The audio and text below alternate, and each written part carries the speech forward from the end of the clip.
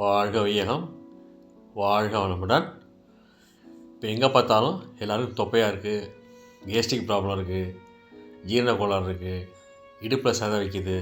இதெல்லாம் எப்படி குறைக்கிறது? மிக எளிய பயிற்சியை நம்ம செய்து காட்டியிருக்கேன்.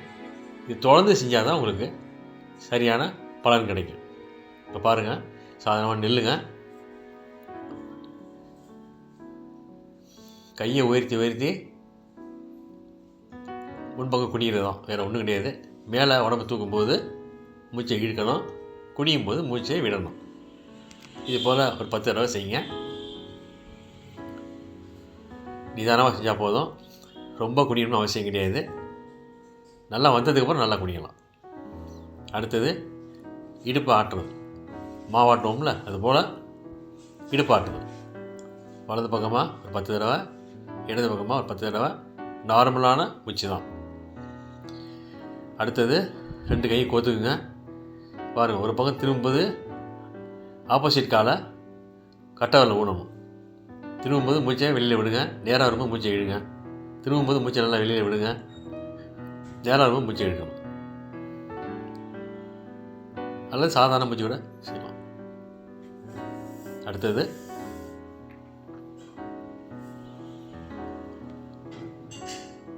நிதானமாக செய்யுங்க. 5 தடவையோ 10 தடவையோ செய்யுங்க. ரொம்ப கஷ்டப்பட்டு செய்யக்கூடாது. எது வரைக்கும் முடியுதோ அதை செய்யணும். சைக்கிளிங், ஒரு காலம் மாறி மாறி சைக்கிள் ஓட்டுறேன். அப்புறம் ஆப்போசிட் ரிவர்ஸில் செய்கிறேன். 5 தடவையோ 10 தடவையோ செய்யும் போல கொஞ்சம் கொஞ்சமாக இன்க்ரீஸ் பண்ணிங்க. அடுத்தது 2 காலால் சைக்கிளிங்.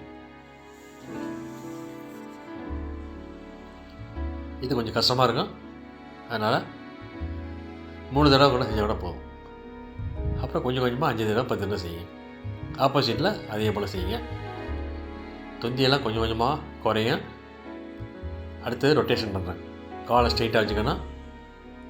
உள்ளேருந்து வெளியில் 5 வாட்டி, வெளியிலேருந்து உள்ள 5 வாட்டி. இப்போ அடுத்த கால் எல்லாம் நார்மல் ப்ரீத்து தான். மூச்சை தம் கட்டக்கூடாது, நார்மலான ப்ரீத்தில் செய்யணும். அப்புறம் ஆப்போசிட்டில் 5 வாட்டி.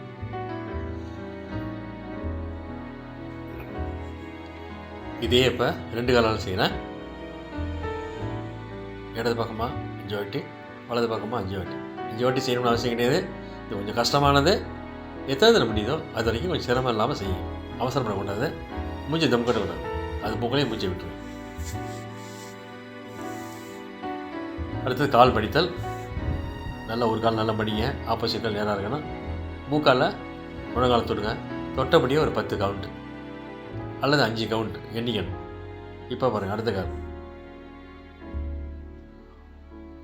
ஏன்னா பவனமுத்தாசன் அப்படிங்கிற ஆசனத்தோட ஆரம்ப நிலை.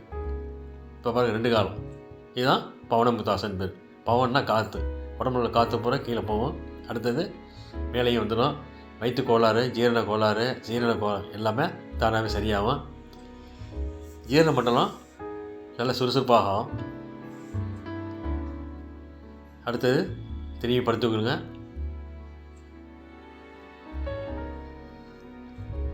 கை 2 கோத்துக்கிட்டு கன்னத்தை வச்சுட்டு கால் அகலமாக வச்சு படுத்துக்கணும். இது மகராசன் பேர். இப்போ செய்ய போகிறது தனுராசன். தனுர்னா வில்லு போய் விளையிறான். இப்படி ஒரு 5 கவுண்ட் இருங்க. அப்புறம் முன்னு ஆடணும். ஒரு 4 வாட்டியோ 3 வாட்டியோ எத்தனை தர முடியுதோ எளிதாக செய்யக்கூடிய அளவுக்கு பண்ணுங்கள். கொஞ்சம் கொஞ்சமாக இன்க்ரீஸ் பண்ணலாம். அப்புறம் சைடு எல்லாமே வயிற்றில் உள்ள அவ்வளோ உறுப்புகள், ஜீரண உறுப்புகள் எல்லாத்தையுமே நல்லா ஆக்டிவேட் பண்ணோம். நல்ல எனர்ஜி கிடைக்கும். அதுக்கு செரிமானத்தில் எந்த பிரச்சனையும் வராது. தொப்பையும் குறையும், இடுப்பு சதையும் குறையும், ஜீரண சக்தியும் சரியாக இருக்கும். வயிற்று கோளாறுகள்லாம் நீங்கும். அடுத்தது செய்ய போகிறது நாவாசன் பேர். Boat shape. நாவான போட் ஷேப். அப்படியே கவுண்ட் பண்ணிங்க. நார்மல் ப்ரீத்து தான். மூச்சை தம் கட்டிலாம் செய்யக்கூடாது. முதல்ல தலையும் காலை தூக்கும் போது மூச்சை தம் கட்டுங்க. அப்புறம் தூக்குறதுக்கப்புறம் நார்மல் ப்ரீத். எப்படி ஒரு 10 கவுண்ட் தொடர்ந்து செஞ்சுட்டு வாங்க. நல்ல ரிசல்ட் கிடைக்கும். உடனே கிடைக்காது. இப்போ கடைசியாக ஒரு தடவை பவனமுத்தாசன் பண்ணிக்கலாம். ஏன்னா முதுகெலும்புக்கு நிறைய ஸ்ட்ரெயின் பண்ணியிருக்கோம். அதை சாஃப்ட் பண்ணுறதுக்கு தான் இது செய்யலாம். தொடர்ந்து செஞ்சுட்டு வாங்க. வாழ்க வையகம், வாழ்க வளமுடன்.